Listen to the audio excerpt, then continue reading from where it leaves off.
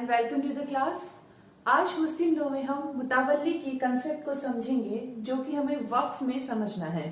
वक्फ की क्लास को हम ऑलरेडी कवर कर चुके हैं, आज हम मुतावल्ली को समझेंगे। जबकि मैंने आपको लास्ट क्लास में जो हमारी वक्फ की क्लास थी उसमें बताया था कि मुतावल्ली कौन होता है, जो कि वक्फ की प्रॉपर्टी को मैनेज करता है। वक्फ एक तरीके से ट्रस्ट होता है और जो ट्रस्टी की तरह काम करता है वो मुतावल्ली होता है, तरह काम करता है। एग्जैक्ट टेक्निकल टर्म में जो ट्रस्टी के पावर्स होती हैं, जो ट्रस्टी के पास रिस्पॉन्सिबिलिटीज होती हैं, वैसा थोड़ा थोड़ा यहाँ पर है, लेकिन एग्जैक्ट नहीं है।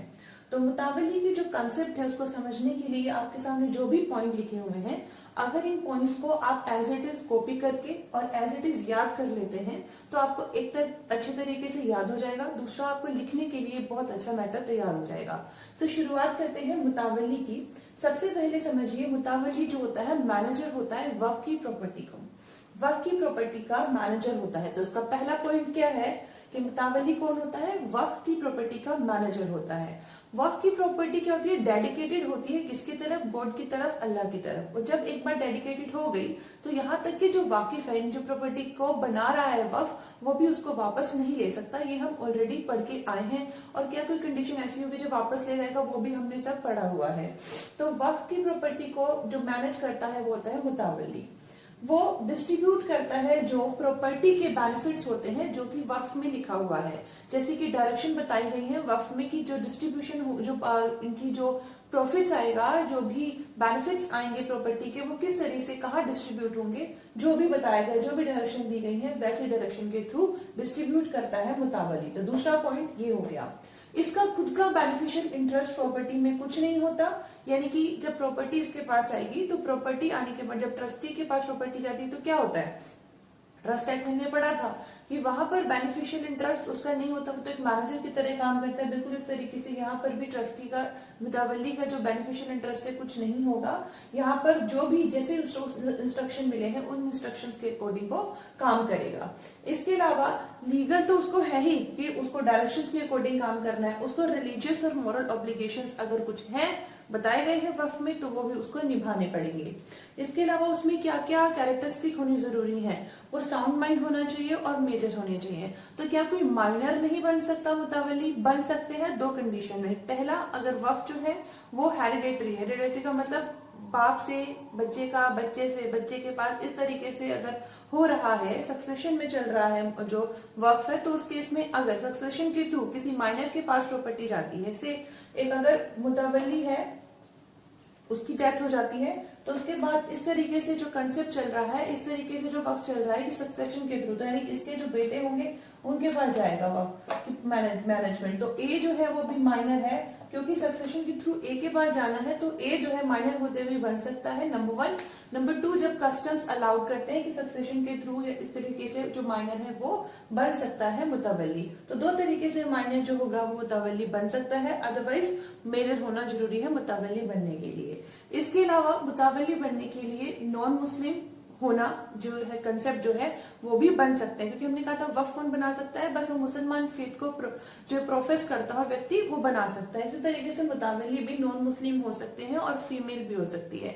लेकिन कहीं कहीं पर फीमेल जो है अलाउड नहीं है कि वो जो है मुतावल्ली नहीं बन सकती है और नॉन मुस्लिम नहीं बन सकते हैं। क्या कंडीशन है वो अभी यहाँ पर ये हेड्स हैं, ये पॉइंट्स हैं जो हमें पढ़ने हैं कि किन कंडीशन में फीमेल नॉन मुस्लिम जो होंगे, फीमेल और नॉन मुस्लिम होंगे, जब वो वक्फ के जो मुतावल्ली है नहीं बन सकते हैं।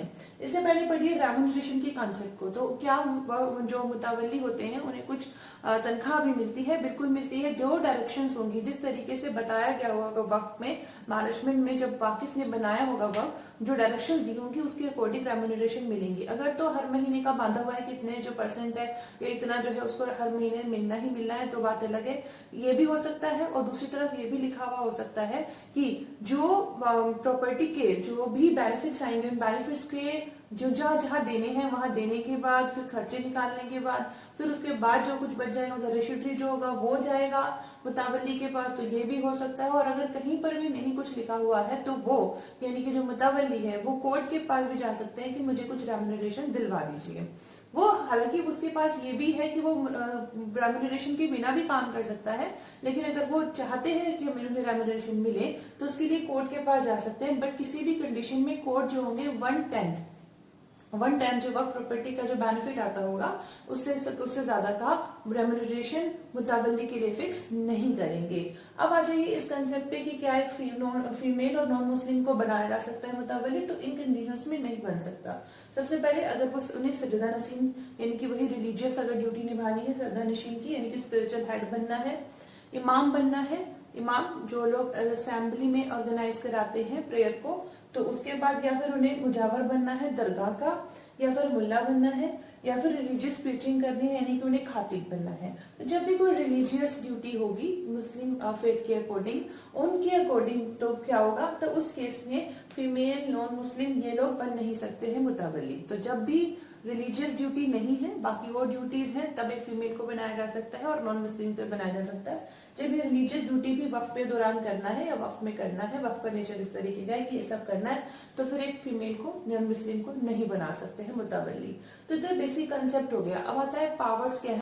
पावर्स ऑफ मुतावल्ली में देखिए दो बातों को पहले समझिए, चाहे पावर्स है, चाहे फंक्शंस है, चाहे रिमूवल है, ये कोई भी जो भी कंसेप्ट है मुतवल्ली से रिलेटेड उनको दो तरीके से हमें समझना है। पहले तो फाउंडर की परमिशन, जबकि उसने वक्फ बनाया था उस वक्त जो प्रोविजन रखे थे वो देखने होंगे। दूसरा कोर्ट की परमिशन होगी, अगर कहीं पर वक्फ डीड बनाते हुए जब वाकिफ था उसने कोई चीज नहीं रखी, पावर नहीं दिया, कोई फंक्शन नहीं दिया कि जो है मुतवल्ली परफॉर्म करे, या कोई रिमूवल का कंसेप्ट अगर नहीं रखा, तो फिर कोर्ट की बारी आती है, मतलब कोर्ट जो होते हैं वहां पर एक्शन ले सकते हैं। इस कंसेप्ट को समझेंगे यहाँ से। तो सबसे पहले देखिए पोजेसरी राइट, सबसे पहला जो अधिकार आता है, क्या मुतवल्ली के पास पोजेसरी राइट है, मतलब कि जो वक्फ की प्रॉपर्टी है उसको रखने का उसका अधिकार है? बिल्कुल है। तो यहाँ पर टिक लगाते चलेंगे, हाँ उसका अधिकार है, उसका एब्सोल्यूट राइट है। इसका मतलब जो एक बार प्रॉपर्टी उसके पास आ गई, किस लिए? बेनिफिट के लिए, टू गॉड, जो उसके बेनिफिट्स होंगे प्रॉपर्टी के वो कहाँ जाएंगे? डेडिकेटेड किसको है? भगवान को है, अल्लाह को है। तो एक बार जब प्रॉपर्टी के जो राइट मुतवल्ली के पास आ जाते हैं तो कह रहे हैं कि वो एब्सोल्यूट है, फिर उसको मुतवल्ली से ऑफिस छीनते हुए अगर कोई काम करता है या छीनने की कोई कोशिश करता है, या उसके पद से हटाने की उसे कोई कोशिश करता है, उसके काम में कोई दखल अंदाजी करता है, तो वो जो होता है अधिकार रखता है उन सबके खिलाफ जो ये काम कर रहे हैं। फिर दूसरा है पावर टू सेल और मॉर्गेज। तो मुतवल्ली के पास पावर नहीं है, ना तो वो मुतवल्ली की जो पास जो प्रॉपर्टी आई है ना तो उसे सेल कर सकता है ना मॉर्गेज कर सकता है। अब जो हमने कहा ना तो वो सेल कर सकता है ना मॉर्गेज करता है, मैंने आपको पहले कहा था उसके लिए कंसेप्ट समझना क्या जरूरी है। फाउंडर ने डीड बनाते हुए अगर कुछ लिखा है, और दूसरी बात कोर्ट की परमिशन से। तो कह रहे हैं कि अगर फाउंडर ने पहले से प्रोवाइड कर दिया कि ठीक है सेल कर सकता है, मॉर्गेज कर सकता है, तो भी ठीक है, और अगर नहीं लिखा है तो प्रायर परमिशन लेनी होगी कोर्ट की सेल या मॉर्गेज करने से पहले। ठीक है, पहली बात तो ये देखते हैं कि फाउंडर ने वक्फ डीड के अंदर ये चीज प्रोवाइड की थी कि नहीं, और अगर नहीं की थी फिर कोर्ट की शरण में जाएंगे, वहां कोर्ट से परमिशन लेनी पड़ेगी। फिर है पावर टू ग्रांट लीज। अब लीज को जो बात करें तो लीज को देने का अधिकार मुतवल्ली रखता है। उसमें दो तरीके से इस चीज को समझेंगे। अगर रेजिडेंशियल पर्पस के लिए वो प्रॉपर्टी देता है तो वो मैक्सिमम 1 साल के लिए दे सकता है, और अगर एग्रीकल्चर पर्पस के लिए देता है तो मैक्सिमम 3 साल के लिए दे सकता है। मतलब अगर कोई जमीन खेती करने के लिए दे रहा है, कोई जमीन है जो कि वक्फ प्रॉपर्टी है, उसको वो दे सकता है खेती करने के लिए लीज पे, कितने टाइम के लिए? मैक्सिमम 3 साल के लिए। और अगर कोई घर है या कोई मकान है, मतलब कि कोई बिल्डिंग है, अगर वो वक्फ की प्रॉपर्टी है तो उसको भी दे सकता है वो लीज पे 1 साल के लिए। लेकिन अगर वक्फ डीड में प्रोविजन बनाए हैं कि वो इस टाइम पीरियड से इतना तो दे ही सकता है वो लीज पे, इस टाइम पीरियड से ज्यादा भी दे सकता है। अगर वक्फ डीड में ऑलरेडी इस तरीके के प्रोविजन बनाए गए हैं तो वो 1 साल 3 साल जो भी प्रोविजन है उससे ज्यादा भी दे सकता है, और अगर नहीं तो फिर वो कोर्ट की परमिशन से दे सकता है। तो ये दोनों ही चीजें हमें साथ साथ पढ़नी है पावर रिमूवल के केस में। फिर आता है पावर टू टेक लोन्स। तो क्या वो लोन ले सकता है? अब देखिए पहली बात तो ये कि वो लोन नहीं ले सकता। ठीक है, अब पहली बात तो वो लोन नहीं ले सकता है, वक्फ की प्रॉपर्टी को मैनेज करने के लिए भी नहीं ले सकता। लेकिन अगर फाउंडर ने ऑलरेडी वक्फ डीड में कहा था कि ठीक है वो लोन ले सकता है तो फिर लोन ले सकता है, नहीं तो कोर्ट की प्रायर परमिशन लेनी होगी। फिर आता है राइट ऑफ प्रीएम्पशन। तो ये अधिकार उसके पास है ही नहीं, यहाँ पर ये बात आती ही नहीं है कि उसे कोर्ट की परमिशन लेनी होगी, या फिर हम बात कर रहे थे कि जो है वक्फ डीड में कुछ लिखा है। प्रीएम्पशन का अधिकार मुतवल्ली के पास नहीं है, इस चीज को समझिएगा। तो पोजेसरी राइट है, प्रियम्पशन का अधिकार नहीं है। फिर ट्रांसफर की बात करें तो ट्रांसफर का अधिकार भी मुतवल्ली के पास नहीं है। मतलब जो ऑफिस आया है, क्योंकि ऑफिस क्यों मिला मुतवल्ली को, क्यों अपॉइंट किया गया, उसकी पर्सनल क्वालिफिकेशन के अकॉर्डिंग, तो उसकी पर्सनल क्वालिफिकेशन को क्या वो किसी और को ट्रांसफर कर सकता है? नहीं। तो इसीलिए वो जो ऑफिस है, जो उसे पद मिला है, क्या पद मिला है, ऑफिस क्या मिला है, मुतवल्ली का, तो वो ट्रांसफर नहीं कर सकता। हाँ, अगर कहीं पर फाउंडर ने, यहाँ पर कोर्ट की बात नहीं, अगर फाउंडर ने कहीं पर इस तरीके के प्रोविजन दिए थे कि ठीक है, अगर व्यक्ति चाहे तो अपने असिस्टेंस के लिए, अपनी हेल्प के लिए किसी को अपॉइंट कर सकता है या अपना ऑफिस ट्रांसफर कर सकता है, तो बात अलग है, अदरवाइज नहीं कर सकता। अब रिमूवल की बात करें तो एक बार एक मुतवल्ली को अपॉइंट कर दिया गया तो उसके बाद जो एग्जीक्यूटर है या डीड जो उसने बनाई थी, जो वाकिफ था, वो भी जो है नहीं कर सकता उसको रिमूव। अगर उसने जब डीड बनाई थी उस वक्त ये चीज उसने कहा था कि ठीक है, मैं चाहूं तो मुतवल्ली को क्या कर सकता हूं, मैं मुतवल्ली को रिमूव कर सकता हूं। अगर ये डीड बनाते हुए चीज मेंशन थी तो ठीक है, अदरवाइज नहीं, कभी भी नहीं कर सकता वाकिफ भी मुतवल्ली को उसके पद से क्या रिमूव। लेकिन कोर्ट कर सकते हैं किन किन केसेस में? अगर मुतवल्ली जो है वो इंसॉल्वेंट हो जाता है, वो जिस पर्पस के लिए उसको प्रॉपर्टी दी गई थी वो नहीं करता, नेग्लिजेंस करता है और मिसमैनेजमेंट करता है प्रॉपर्टी का, या फिर जो उसको ड्यूटीज दी गई थी वो ड्यूटीज जो है वो परफॉर्म नहीं करता रिलेटेड टू रिलीजन, धर्म की जो ड्यूटीज आती थी वक्त के अंदर वो उसने परफॉर्म नहीं करी, तब कोर्ट उसको रिमूव कर सकती है। वक्त प्रॉपर्टी अपने ही पर्पस के लिए यूज कर लेता है, इनकम वक्त के अगेंस्ट, वक्त के पर्पस के लिए नहीं यूज करता, बल्कि क्या करता है किसी और पर्पस के लिए, या कि जो वक्त में या फिर पर्सनल यूज कर लेता है, किसी व्यक्ति, पर्टिकुलर व्यक्ति को दे देता है तो वो, या फिर पावर जो उसको दी गई है उससे ज्यादा पावर का वो इस्तेमाल करता है, फिजिकल या मेंटली जो है वो इनकैपेबल हो जाता है। इन कंडीशन में कोर्ट जो है रिमूव कर सकते हैं। अब कोर्ट रिमूव तो कर सकते हैं, कैसे कोर्ट रिमूव करेंगे? तो एक सूट फाइल करना पड़ेगा एक मुतवल्ली के अगेंस्ट की ये कंडीशन है, भाई इनमें से कोई भी कंडीशन है, इस वजह से इस मुतवल्ली को इसके ऑफिस से रिमूव कर दिया जाए।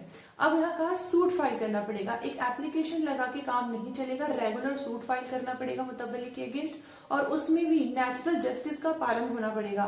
नेचुरल जस्टिस को फॉलो करने का मतलब ये है कि उसको भी पूरा मौका मिलना चाहिए अपनी बात कहने का, कि अगर उसके ऊपर कोई चार्ज लगा है या उसको किसी चीज के लिए जिम्मेदार ठहराया जा रहा है तो क्या वो वाकई में जिम्मेदार है या नहीं, तो अपनी बात प्रूफ करने का मौका मुतवल्ली को भी मिलेगा।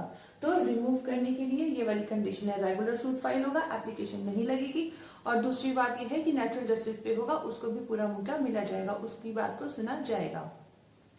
फिर हमने इतनी बात पढ़ ली, एक कंसेप्ट और आता है और वो कंसेप्ट है वक्फ अल औलाद का, यानी कि क्या फैमिली के लिए भी वक्फ बनाया जा सकता है? वक्फ दो पर्पस के लिए बनता है, private and public. Public purpose तो हमें समझ में आ गया, प्राइवेट का मतलब अपनी फैमिली के लिए ही जब बनता है, बनाया जा सकता है, लेकिन सुनिएगा, अगर उसमें प्रोविजन दूसरों की मदद करने के नहीं रखे हैं तो वो नहीं बन सकता। मतलब वक्फ अलल औलाद बनाते हुए भी ये बात कही गई है कि दूसरों को जो है, जो दूसरों का बेनिफिट, पब्लिक बेनिफिट उसके अंदर इंक्लूड होना चाहिए। ये बात इसके अंदर कही गई है कि जब ये व्यक्ति जो है आर्म्स की बात होती है या भिक्षा देने की बात होती है, किसी की हेल्प करने की बात होती है, तो चैरिटी जो है अपने घर से ही शुरू होनी चाहिए।